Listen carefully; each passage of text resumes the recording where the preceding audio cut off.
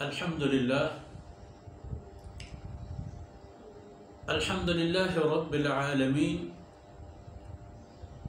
والصلاة والسلام على خاتم الأنبياء والمرسلين، قائد الغر المحجلين، إمام الأنبياء وسيد المرسلين، ورحمة الله للعالمين، سيدنا محمد وعلى آله وصحبه أجمعين، وخلفاء الراشدين المهديين أبي بكر وعمر وعثمان وعلي، وعلى جميع الصحابة والتابعين ومن تبعهم بإحسان إلى يوم الدين. أعوذ بالله من الشيطان الرجيم. لا يذوقون فيها بردا ولا شرابا إلا حميما وغساقا جزاء وفاقا. سبحانك لا علم لنا إلا ما علمتنا إنك أنت العليم الحكيم. رب اشرح لي صدري ويسر لي أمري واحلل عقدة من لساني يفقه قولي واجعل لي وزيرا من أهلي رب زدني علما وارزقني فهما. ثم أما بعد. گرامی قدر حاضرین، بھائیوں، بہنوں اور پیارے بچوں، جن لوگوں نے دنیا میں اللہ کے قوانین سے بغاوت کی اور آخرت سے متعلق تیاری چھوڑ دی، تمام صلاحیتیں اور اختیارات غلط اور ناجائز استعمال کیے اور یوں ہی یہاں کی زندگی میں جو کچھ تھے وہ ضائع کر کے چلے گئے. اب وہاں ان سے باز پرس اور باز پرس کے بعد سزا و جزا.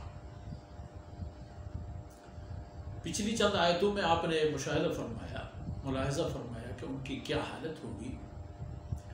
اب یہ ایک دو آیتیں اور بھی دیکھ لیں.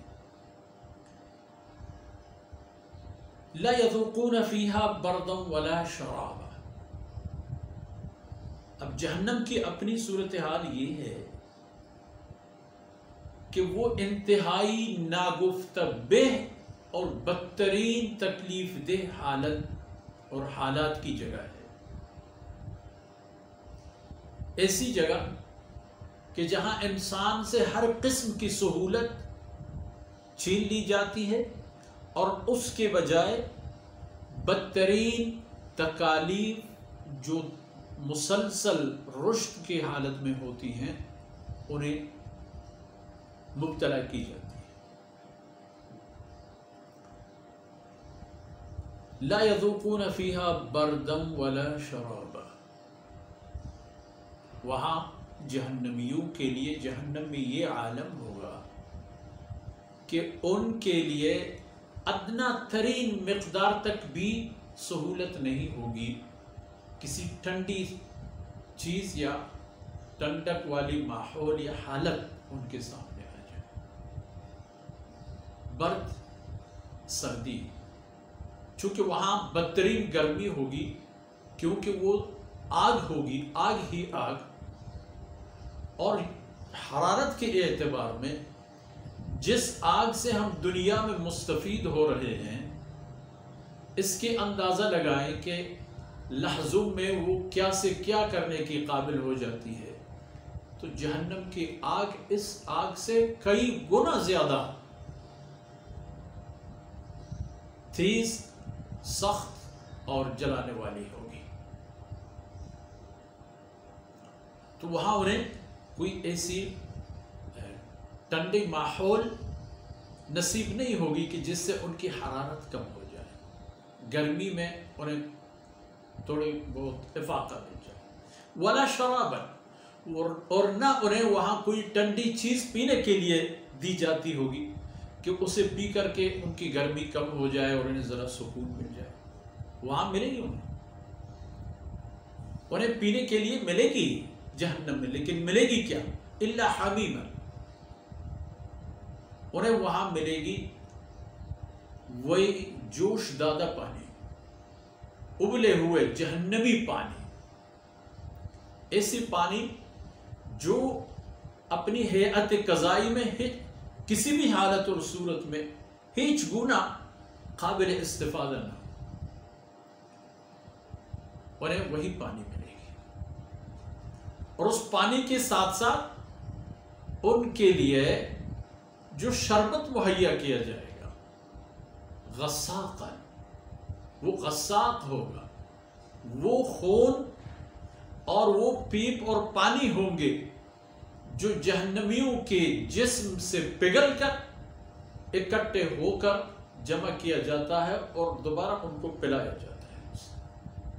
قرآن کریم میں کہیں اور اللہ کا فرمان ہے کہ جو پانی وہ پی لیتے ہیں ان سے ان کی اندرونی جتنے بھی اعضاء ہیں وہ ٹکڑے ٹکڑے ہو جاتے ہیں، لیکن چونکہ معاملہ یہی ہوتا ہے کہ آخرت میں موت نہیں ہوگی، اور انسان کی یہ جو زندگی ہے وہ دائمی زندگی ہوگی، اور اس دائمی زندگی کی معمولی قیمت یہیں سے ادا کرنی ہوتی ہے اللہ کی بندگی، جس کو انہوں نے اپنے پسند کے مطابق استعمال نہیں کیا، انتخاب کیا انہوں نے اللہ کے غضب کا اور جہنم کا اور نفسی خواہشات کی پیروی کا، نتیجہ یہی نکلا کہ ان کے لیے جگہ میسر آ گئی جہنم، اور جہنم میں ان کے لیے یہی ماحول ہوگا، شدید گرمی، اتنی شدید گرمی کہ ان کی جسم پگھل جاتے ہیں،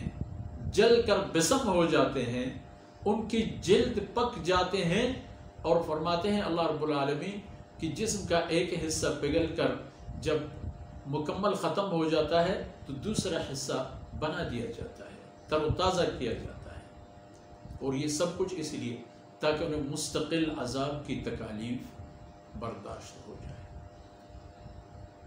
آپ نے سنا ہے اور مشہور بھی ہے کہ تکلیف دنیا کی حالت کے اعتبار میں، اگر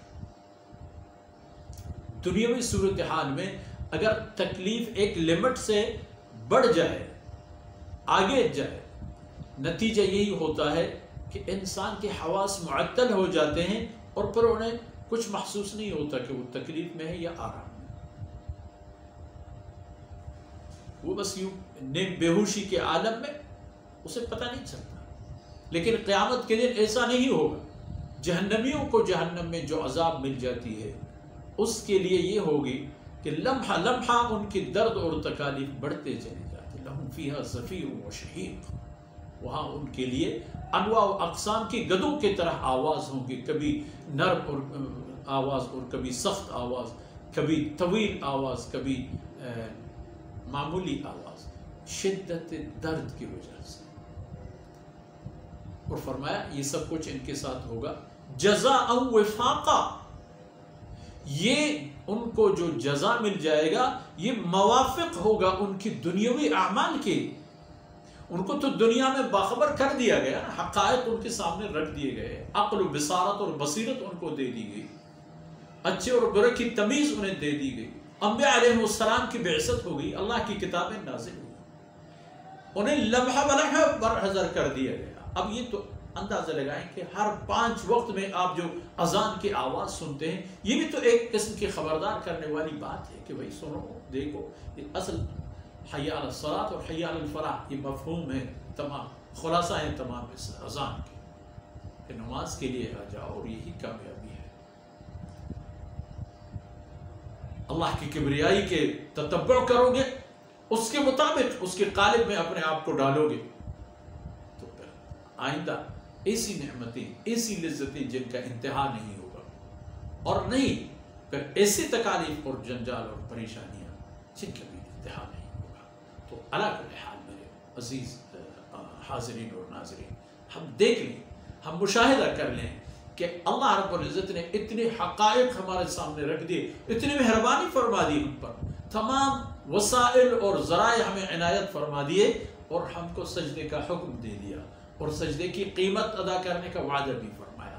پھر بھی اگر ہم اللہ کی دائمی رحمتوں اور راحتوں کے بجائے دائمی تکالیف اور جہنم کا انتخاب کریں گے تو پھر حق ہوگا کہ یہ آیت ہم اس کی مصداق قرار پائیں کہ جزاء وفاقا، یہ بدلہ ہوگا موافق ان کی کرتوتوں اور کالے کردار کے جنہوں نے دنیا میں کر چکے ہوتے ہیں۔ انہی باتوں پر اکتفا کرتے ہیں اور دعا کرتے ہیں کہ اللہ رب العزت اپنی غیب سے، اپنی مہربانی سے، اپنے فضل و کرم سے ہمیں حق طلب، حق پرست، حق شناس بنا دے اور ہمیں یہ توفیق نصیب فرمائے کہ ہم دنیاوی لمحات کو اپنے اخروی سعادت کے لیے استعمال کریں۔ وصلی اللہ علی نبینا محمد وعلی آلہ وصحبہ اجمعین۔